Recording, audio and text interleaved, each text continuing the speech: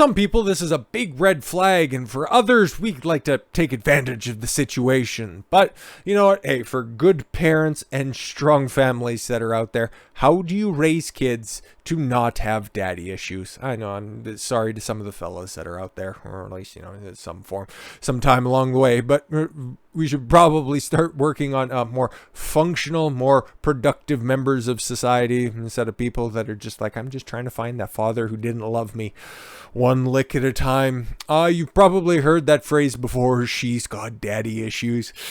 Yep, learn to love it. Usually it's said with a roll of the eyes or heavy sigh. The phrase daddy issues signals an adult, often a female, but sometimes a male. Yeah, no, exactly. The guys with daddy issues, they've filled up the prisons that are out there, okay? Has a trouble forming solid relationships. This problem is attributed to the fact that the person didn't have a great relationship with his or her father as a child. Given the rate of broken homes and children being raised by single parents in recent decades, 40% of children are born to a single mother in the United States. Just leave that stat out there. Things are ripe for a large portion of the population to have daddy issues. In fact, daddy issues may be the reason why we see so much anger, anxiety, loneliness, and even a decline in marriage and childbirth rates of our nation. No, because marriage is a poisonous contract that nobody should enter into. So how can today's young men ensure that they don't raise children with daddy issues? Or how can today's young women ensure that they're marrying a man who won't give their child or their children daddy issues? Yeah, that's up to you to vet properly. Do your research and don't listen to society, okay? And something else that I can guarantee that's not in there, if you're a lady and you're looking for a long-term mate, involve your father, your brother, your cousin, any one of your male family members who aren't trying to bang you, because they'll give you some of the best advice when it comes to mate selection, okay? Because guys have a pretty good, if they're of stable frame of mind, they're going to be able to pick out the little things that you might be able to overlook. Oh, he's such a bad boy right now, and he makes me feel the right way. And there's just such magic, and there's a good energy, and we have such a vibe together. A good, strong male figure in your life will be able to see through all of that nonsense. But anyways, get back to this. In other words, how do we make sure that the next generation is raised by good fathers? Yeah, play with them.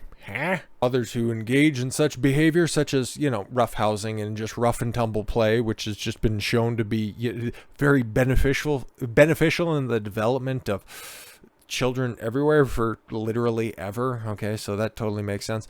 With the children, not only create fond memories, but they also provide a needed sensory experience, aiding in a child's muscle sense and other balance-related issues. Such play can also have neurological-related benefits, releasing valuable hormones such as oxytocin and dopamine. Yeah, no, that seems to check out. Be patient. Okay, children get into enough mischief or naughtiness to easily provoke any father, yet resisting the urge to give in to such anger and display it in front of his children should be a high priority for dads. Yeah, you shouldn't be controlled by your emotions. You should be rational when dealing even with your children. Even if they can't process that rationality, you should still be conducting and comporting yourself with that rationality in mind. The patient kindness of my own father, the author's words here, made me far less afraid to approach him with problems or difficulties, and a father who can maintain such open communication is far less likely to raise children with daddy issues and cause heartache to a child and a society at large. That's actually pretty decent advice. Read to them and tell them stories. Dad read a range of books to us, including novels such as Anne of Green Gables and George MacDonald's Princess and the Curdy. Mine was Berenstain Bears, and there was a selection of Disney short stories. They were white hardcover books. I can't quite remember exactly which ones they were, but bedtime story before bed every night till about kindergarten, maybe a little bit later than that. Definitely not 5th grade or anything like that, but I can see where this comes in. And easily readers such as the now non-politically correct Dan Frontier series. I've never heard of that before. He didn't stop with that. He also made spin-offs spoofing Dan Frontier books with children in our neighborhood. Yeah, no, that's nice. Not every father is going to be a storyteller like mine was. Oh, try not to be a braggart here, dude. But pretty much any father can read. Well, you'd hope so. Because if he can create he can create a family and become a father, you'd hope he can read.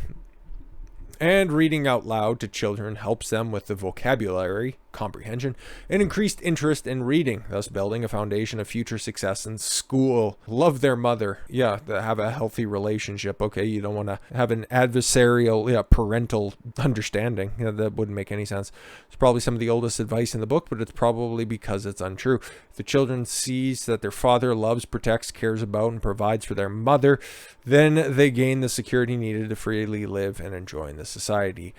Yeah, no, but that's not a one-way street that has to be capitulated. But again, also, if there is a loving relationship, that shows that both people did their proper vetting. So I understand, I get it. Follow Gad. Oh, Gad, which one? Because there's so many out there for people to choose.